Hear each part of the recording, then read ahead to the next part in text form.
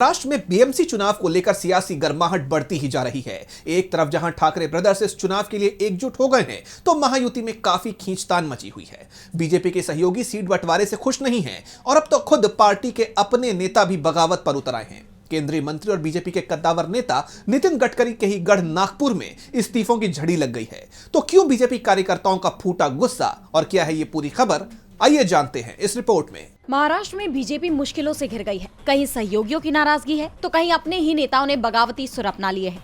BMC चुनाव के लिए महाराष्ट्र एनडीए में जो सीट बंटवारा हुआ है वो अब बीजेपी पर भारी पड़ता नजर आ रहा है। बीएमसी समेत 29 नगर निगमों में 15 जनवरी को वोटिंग होनी है, लेकिन उससे पहले बीजेपी में इस्तीफों की लाइन लग गई है।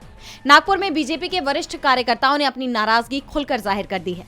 सालों से बीजेपी के वफादार रहे कई कार्यकर्ताओं ने टिकट न मिलने से नाराज होकर पार्टी के खिलाफ बगावत कर दी है और नागपुर महानगर पालिका यानी एनएमसी चुनाव निर्दलीय लड़ने का फैसला किया है। उनका कहना है कि पार्टी से लंबे समय से जुड़े कार्यकर्ताओं को टिकट न देने और उनकी जगह दल बदलुओं या बाहरी लोगों को टिकट देने से पार्टी कार्यकर्ताओं में असंतोष फैल गया है और इसके चलते नागपुर में उनके इस्तीफे हुए हैं। नाराज कार्यकर्ताओं में एक विनायक देहांकर जो वार्ड 17 से टिकट मांग रहे थे, उन्होंने एक टीवी चैनल से बात करते हुए अपनी नाराजगी जाहिर की।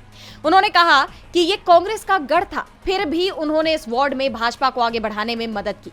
वहीं वार्ड 16D में वार्ड अध्यक्ष गजानन निशितकर को पार्टी से टिकट नहीं मिलने के बाद उनके साथ ही लगभग 80 बीजेपी कार्यकर्ताओं ने इस्तीफा दे दिया। वैसे तो चुनावी हलचल के बीच नेताओं का इस्तीफा आम बात है, लेकिन जब ये भगदड़ दिग्गज नेताओं के गढ़ में मचे तो पार्टी पर संकट गहराने लगता है। दरअसल नागपुर मुख्यमंत्री देवेंद्र फडणवीस और केंद्रीय मंत्री नितिन गडकरी का गृह क्षेत्र है।